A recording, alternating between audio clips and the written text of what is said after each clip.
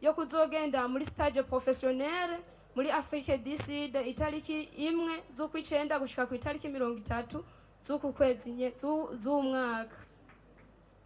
Sivyo gusa kubera ko mu ntara iwacu iburaza Igitega ni jeje nyene umukobwa anyonga ikinga. Rero baranciye intege nyinshi ngo ntaho vyakabonetse ko umukobwa asungara ku ikinga ngo teri yosema.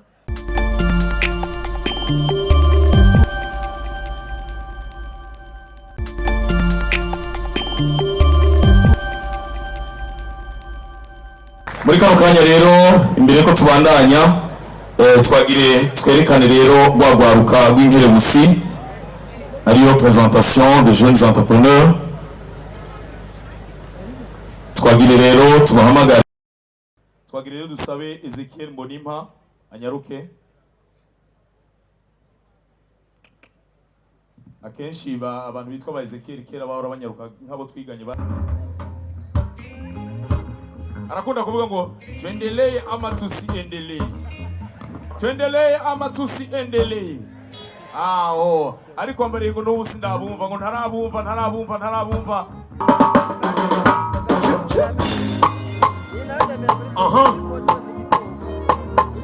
Amashimwe cyane.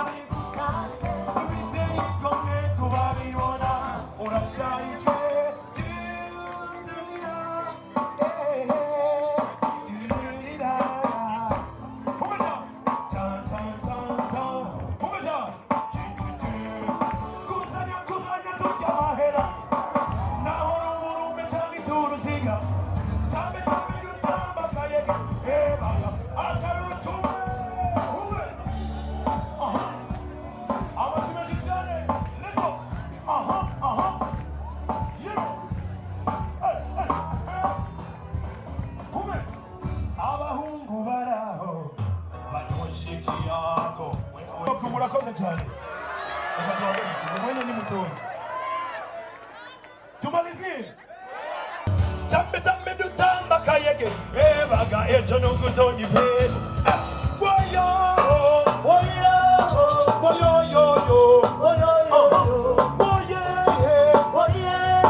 Pakawe gakuyakuye. Okabufise ukunda mudigadige umubwira utiyo. Let's go! Amash. Izo nkumi nziza uko zigira aho uca hose wumva ari deodora. Inzara iminwa basize n'ubugesera ku mabotaro ntiyonyerera n'abayohera. Mani mubwire genda bareshe sigaho ntibiguhange naho ufite umugore genda arikore mugareka nuhaca umukurire.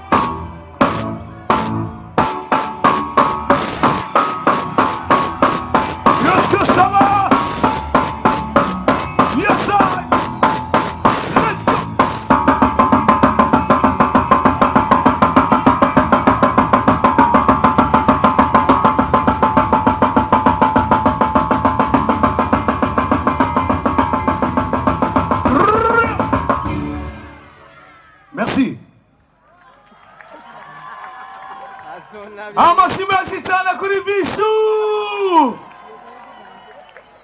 Ndamukunda cyane Vichou. Murakunda ukunge nafise vibe nziza. Murabanye ukunge nabikora neza. Usabaze. Amashimwe cyane. Ya. Ndabikunda rero. Agize kujya ya. Amashimwe cyane. Reka tubananye rero tubananye ku byacu zinduye kandi ibyiza biri imbere kandi byinshi cyane. Muri kano kanya rero dusubire twicare gato twumvirize ya migambi myiza yagiye imbere y'indi migambi. Tugire twakire twumvirije abagabo batanu. Reka rero dutangure kumviriza abafaso nshaka bigeme. Muri kano kanya twagirire duhamagare witwa Erwan Nolwin Nishimwe anyaruke cyane. Erwan Nolwin Nishimwe.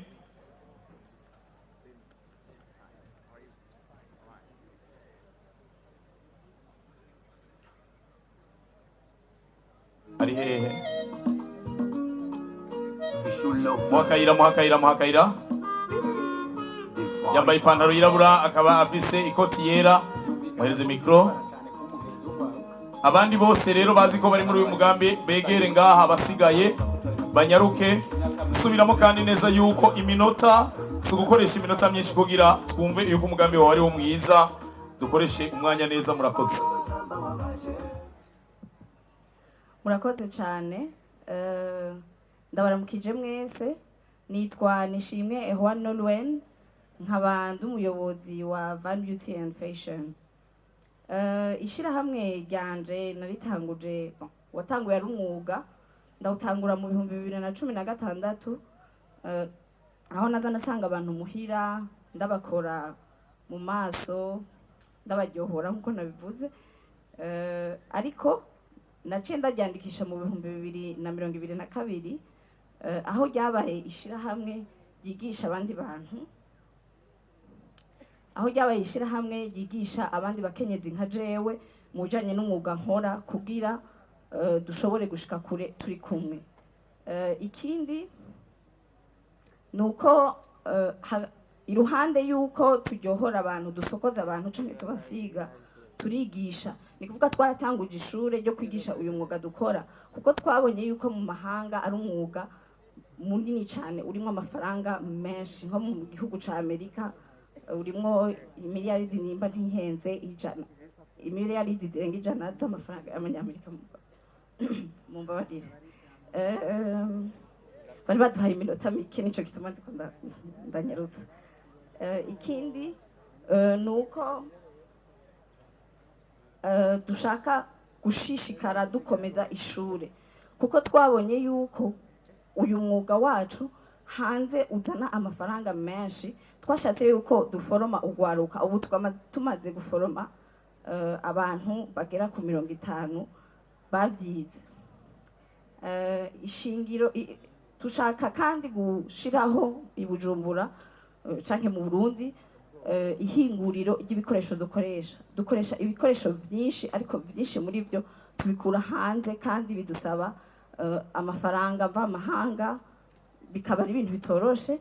Ariko dushoboye kuronka ihinguriro hano mu Burundi, turashobora gushorerwa n'ibihugu bibanyi ayo mafaranga, gutyo akaza iwacu mu Burundi. Hanyuma turashaka gushiraho n'urubuga rufasha ugwaruka gutangura no gutunganya imigambi y'iterambere. Ineza y'ivyo byose rero nuko duriha amakori akinjira mu kigega ca leta. Ubunye aho tugeze, hanyuma tugahimiriza, tugafasha n'umukenyezi gukura amaboko mu mpuzu, eka tugafasha n'ugwaruka rufise umutahe mutonya, kuko jewe iyo myaka 8 iheze natanguje umutahe w'10,000. Ntivyari vyoroshe, kuko nkuko babivuze, hariyo umudamu wo muri page yabivuze, ntivyari vyoroshe kuko natanguje umutahe w'10,000, abantu bantwenga muhira bambarira ati none wewe ugiye gukora 10,000 koko atacu ubuze. Ariko ndatangura je nyene, nta numwe yarashigikiye ico ciyumviro canje. Ntivyabujije yuko mbandanya mu nyuma muri uko kwandikisha iryo shirahamwe mu 2022 nari ngeze nko ku mutahe w'imiliyoni 200. Murumva yuko ari ikintu kidasanzwe. Rero ndahimiriza abajene kwitaho ibintu vy'imyuga nkuko nabikoze. Ego suko nari sivyo nigico ni cambere, sinuko nari shigikiwe n'abavyeyi canke abavukanyi canke abantu bo mu kibano, ariko narakuye amaboko mu mpuzu, nari mfise ingabire. Ubu unye ndiko ndayisangiza n'abandi mu gushiraho iryo shure rishobora gutanga impamya bushobozi yemewe mu gihugu c'u Burundi no mu makungu. Murakoze cyane. Tumukomera amashi menshi cyane. Mwavyumvise umugambi wo kugira neza abantu b'abadamu, abagabo sinzi ko tuzoronka kanya. Kandi rero bafise n'umugambi mwiza. twari tumaze iminsi yahera byagwiriye ibintu byo kugira inzobe ugasanga umuntu ayifisemo uruhara bimwe bita mukorogo, ariko aba bararahiye ngo turanobora neza abantu basanzwe basa neza. Reka twakire rero ukurikirana we yitwa Odette Sengiyumva. Amashyi menshi cyane kuri Odette Sengiyumva, hera bakumwe naberewe sha.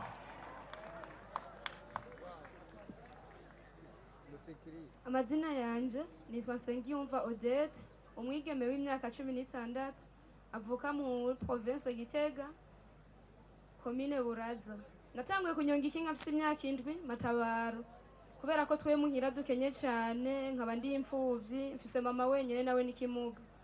Rero naragikoresha mu gukora udukorwa two muhira, nko kuvoma amazi no kumutwaza nk'utuvyuka mu ndimo. Si ivyo gusa, nararikoresheje no mu gusomba imizigo bakampa amahera hama tukaronka ico twikenutse. Mu mwaka wa 2023 niho nabonye ambasade y'Ababirigi igihe yategura promenade yabereye Igitega itariki 21 z'ukwa gatanu mwaka 2023, ca ndabiteramwo. Numvise mfise ameru kuko ikinga nari ndariyizi, ariko ntaryo nari mfise. Uwo ndarisavye wese yaca yibaza ko ndi umwesikro, akibaza ko n'Igitega ho baharashitse abaesikro b'abana b'abakobwa. Niho naca ndodora ku mujournaliste wo muri province Gitega yitwa Isa kugira alinsabire agishinge nimba ryobura gishuzwewe, nca ndemererwa. Aho niho nahuye aribwo bwa mbere n'abajejwe urukino rwo gusiganwa n'amakinga ha mu Burundi, baca bantwara inimero itariki 30 ukwezi kw'icenda 2023, niho natumirwa muri championnat national yabereye ngaha i Bujumbura, ca nibera uwa mbere mba ndabonekanye. Hama nca ntangura guserukira igihugu ciza cyane cy'u Burundi mu mahiganwa mpuzamakungu. Ica ndyoheye gusumba amahiganwa yabereye muri Zanzibar Tanzania mu kwa kabiri tariki 9 gushika ku itariki 11 mu kwezi kwa kabiri uyu mwaka nyene.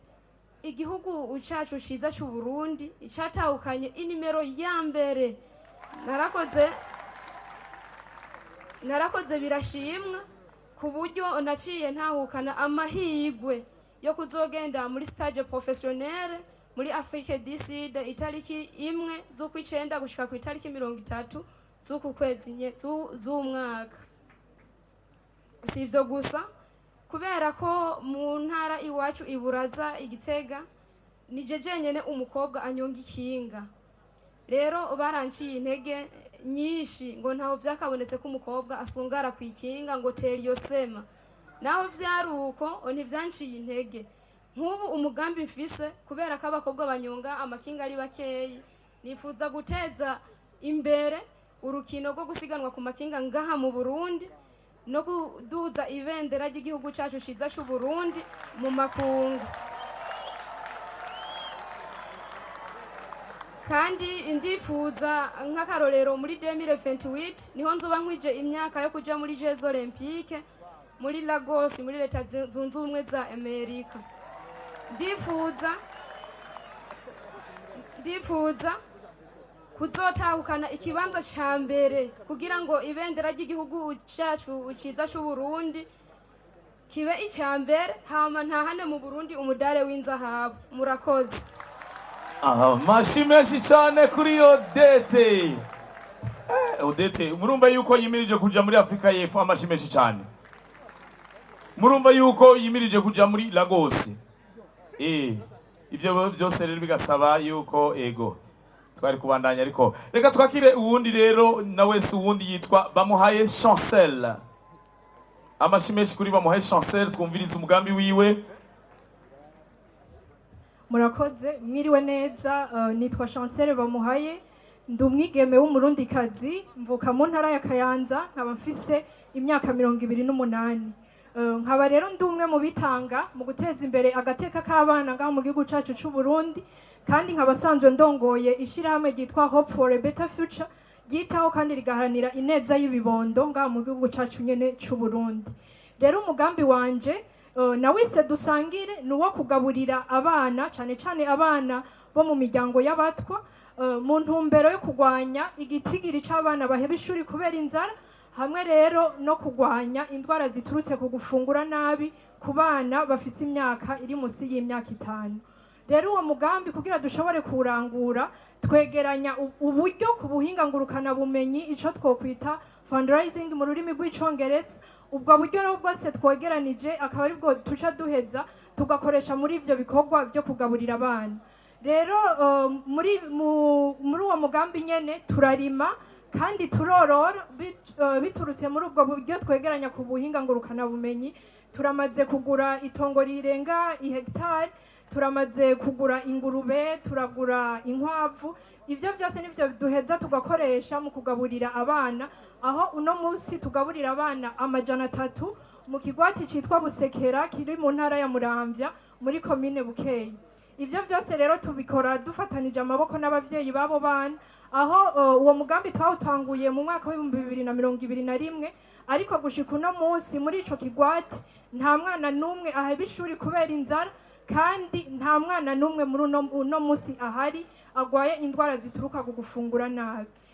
Rero hampande y'ivyo turakora n'ibindi bikorwa bitandukanye, aho novuga nko gutanga intebe ku mashuri usanga hagaragara ko ubwinshi bw'abana ugasanga biga bicaye hasi, aho tumaze gutanga intebe zirenga 700 ku mashuri atandukanye yo muri kino gihugu cacu c'u Burundi. Kandi turamaze no kuja kugarukira kuri aba batewe n'imyuzurira, aho tumaze kugarukira ku miryango yababa 800. Muri ivyo turabaha ibifungurwa, ibikoresho bakoresha mu kugira isuku, aho dufasha cyane n'abigeme mu kubaha udukoresho bakoresha mu gihe c'ubutinyanka, tumwe bashobora gukoresha bamesa bagakoresha, tukongera tugatanga n'ibikoresho vy'ishuri ku bana bari muri iyo miryango nyene yatewe n'imyuzurira.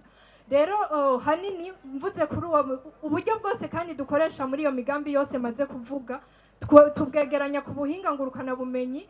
Hama turamaze no kuvuza abana haba ngaha mu gihugu cacu c'u Burundi canke abo usanga bakeneye ubufasha bwinshi bakaja kwivuza hanze. Abana 18 nibo tumaze kuvuza kuva dutanguye bino bikorwa. Intumbere rero nyamukuru y'umugambi dusangire uwo dusanzwe dukorera mu kigwati c'abasangwa butaka c'Ibusekera, nuko dukuraho igitigiri c'abana burundu baheba ishuri kubera inzara, hamwe no kugwanya igitigiri c'abana bagwara indwara ziturutse ku gufungura nabi.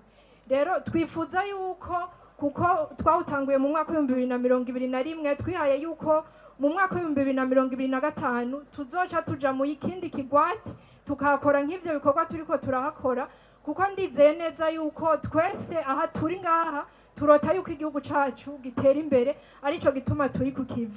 Rero ivyo vyose ntidushobora kubishikako twibagiye abana, ari naco gituma mwese nobasaba muze tuje hamwe dushigikira abana, tubaha amahirwe yo kwiga no kugira amagara meza, kuko aba bana buno munsi nibagira amagara meza bakaronka ubumenyi, nivyo bizodushikana kuri ya mbono kazoza Uburundi igihugu cifashe mu mwaka wa 2040, igihugu giteye imbere mu mwaka wa 2060. Murakoze cyane.